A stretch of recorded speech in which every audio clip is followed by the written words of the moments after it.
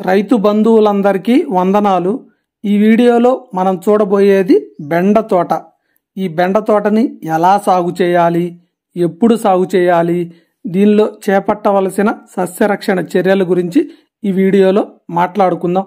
ముందుగా బెండ తోటని ఎప్పుడు నాటుకోవచ్చు అంటే దీన్ని ఏ సీజన్లో అయినా నాటుకోవచ్చు।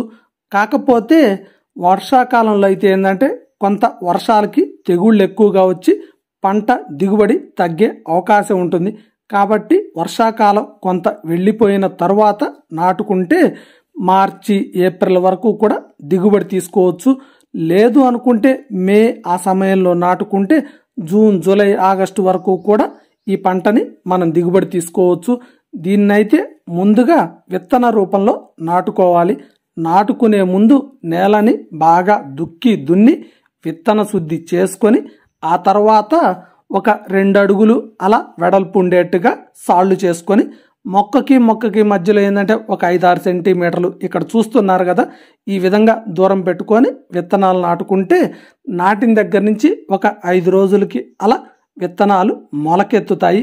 మొలకెత్తిన తర్వాత ఒక 3 ఆకులు అలా వచ్చిన తర్వాత బోరాన్ అనేది పిచికారీ చేసుకుంటే మగ పుష్పాలు కాకుండా ఆడ పుష్పాలు ఎక్కువగా పూసి పిందె కాయ దిగుబడి ఎక్కువగా వచ్చే అవకాశం ఉంటుంది।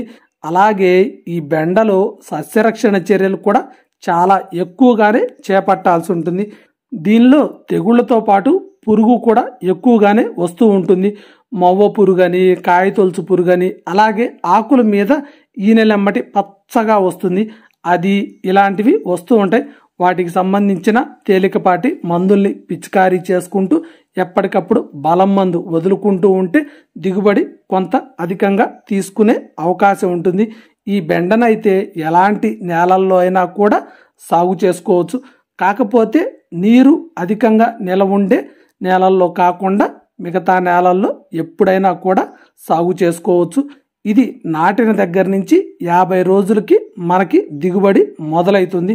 40-42 రోజుల నుంచి పోతొస్తుంది। పోతొచ్చిన తర్వాత ఒక వారానికల్లా కాయ రెడీ అవుతుంది। ఈ బెండకాయ అనేది కాయ రెడీ అయిన తర్వాత 1-2 రోజుల్లో కోత కోసేయాలి, లేకపోతే కాయ ముదిరిపోతూ ఉంటుంది। మీరు మార్కెట్లో చూస్తూ ఉంటారు కదా, ముదిరిపోయిన కాయల్ని పక్కన ఏరిపడేస్తూ ఉంటారు। అందువలన బెండనైతే రోజు మార్చి రోజు కోస్తూ ఉండాలి। 50 రోజులకి దిగుబడి మొదలైన తర్వాత సుమారుగా 40-60 కోతల వరకు మనం దిగుబడిని తీయచ్చు। కాకపోతే ఈ బెండకాయలు కోయటానికి కూలీలైతే మాత్రం కొంత ఇబ్బందికరంగానే ఉంటుంది, ఎందుకంటే మనకి నూగులాగా ఉండి కోసేటప్పుడు కొంత ఇబ్బందిగా ఉంటుంది। అందుకనే కొంచెం బ్లౌజులు అలాంటివి వేసుకొని కాయలు కోస్తే మంచిది। ఇది ఈ బెండ తోటకి సంబంధించిన వీడియో। మరో వీడియోలో మళ్ళీ కలుద్దాం। జై జవాన్ జై కిసాన్।